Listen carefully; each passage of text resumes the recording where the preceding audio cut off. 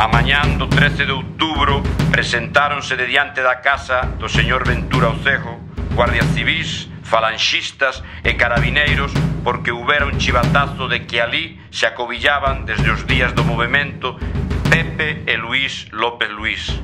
Cando un bando de homes se achegan armados ao acobillo dos sineses, soben polas escaleiras, recibe o primeiro tiro, foxe pola ventá traseira e Pepe foi batido na jomada dunha viña e Luís no muro do cemiterio.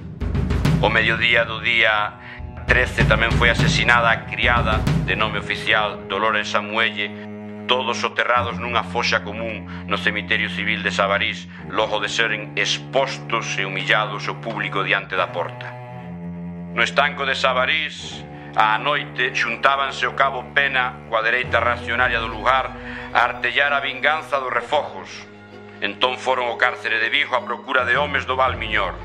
De diante da negativa dos carcereiros, marcharon ao frontón da rúa María Verdiales, onde, sen orde xudicial, deronlle 9 homes miñoranos coa intención de matalos para vingar a morte de Luís Refojo Mariño, que morreu por disparos en defensa propia dun dos sineses. O 16 de outubro de 1936, un falanxista mandaba aos varedanos ir polo monte. Todo porque no quilómetro 58, á beira da estrada, xacían os corpos inanimados e sanguentos de 9 homes. Un home moi grande e outros máis descargaron, arrastaron os 9 corpos a unha foxa común entrando á dereita no cemiterio, a uns pasos dos mariñeiros noruegos do Aslaug. Os 9 eran un labrejo de Sabarís, un ferreiro do Burgo casado en Panxón e 7 mariñeiros, 5 de Panxón e 2 de Baiona. Non levante a voz, non, que non terás palabras pros teus versos.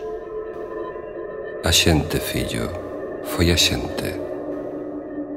As cruces non se fan soas. E non levante a voz, que xa non hai palabras pros teus versos.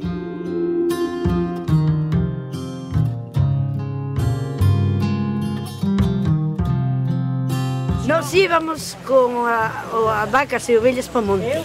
E por riba, onde está o instituto, por baixo do instituto, sentimos uns tiros. Non sei se foron, non me acordo cantos. E seguimos cojado para arriba. E logo, cando chegamos a aquel alto onde está o instituto, había unha pedra moi grande e ali puxémonos a mirar e miramos cargar no camión, botar 2 homes ao camión. E logo, a compañeira que tiñamos nós, colleu e dixo, tendes dojado por aí que marcho, vou mirar. E chegou abaixo, xa non, o camión xa arrancara cando ela baixou, pero andou a revolver no sangre, con a vara, e trouxe unha bala. Foi o que miramos.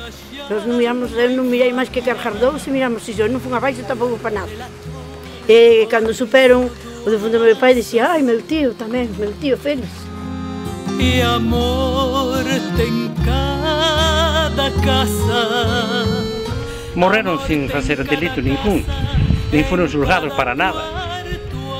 Ti crees que iso que é como a eles, centos que morreron así. Morreron non, asesinaron, señor dito.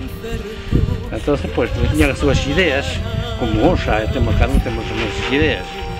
Entón, morreron polo ideal. Mil desaparicións e os paseos na noite.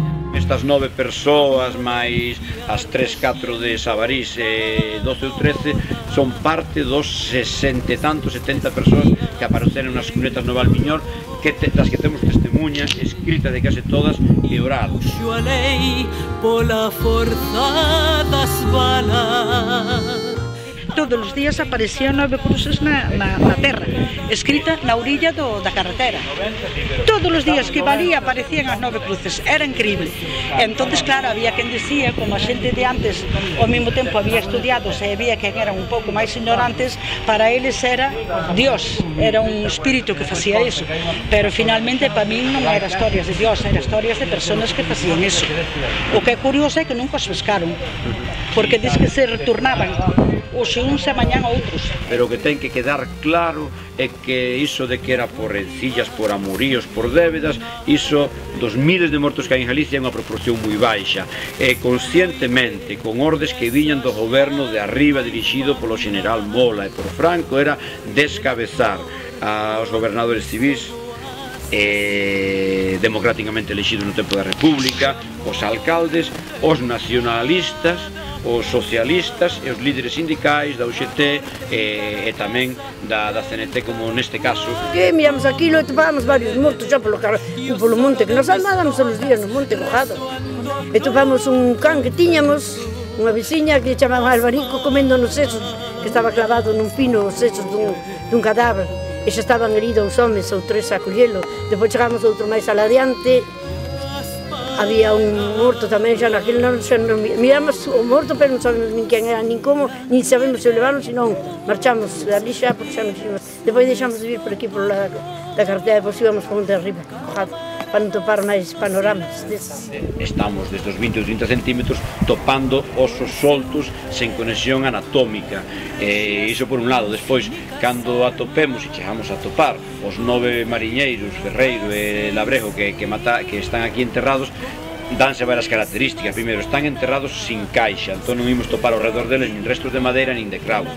Por outro lado, están todos nunha foxa común, que non é normal e nunca se fai cunha persoa ainda que morrese o mesmo día que a outra, ten unha sepultura independente. E por outro lado, que sabemos que teñen un tiro na cabeza casi todos, e temos que topar o cráneo cun buraco de entrada polo menos ou de entrada e saída. Entón son tres características que se teñen que combinar. Camarada sin luz, o mes de terra. O problema é que outras persoas que queren interpretar que isto é por andar a remexer en cousas que non se deben andar a remexer. O peor nunha empresa, nunha familia ou nunha sociedade é tapar as feridas con cemento e non falar de maneira higiénica deles. Claro, esa xente que fala así é que non ten nada aquí, é que non pasou, non ten nada, non pasaron por estes dramas. Entón falamos moito cando non nos toca no asunto noso, pero iso non estou de acordo eu. Eu quixera preguntar a unhas persoas que falan así que non están de acordo se estuveran con las familiares que lle concernaran, a ver que é o que dicían. Non é normal iso. O sea, como ti te poden negar ninguén que recuperes os osos dos teus pais que malamente sabías onde estaban. Iso non se pode negar a ninguén. O sea, é que estea financiado polo Estado, pois tamén é lógico, porque non poderían financiar. Nós facémolo si queremos de maneira altruista, que non pasaría nada, pero aquí hai uns levantamentos fotogramétricos que costan cartos, hai análisis de ADN que costan cartos, hai un médico forense que ten que botar 4 ou 5 meses traballando que costan cartos. Sería unha cousa normal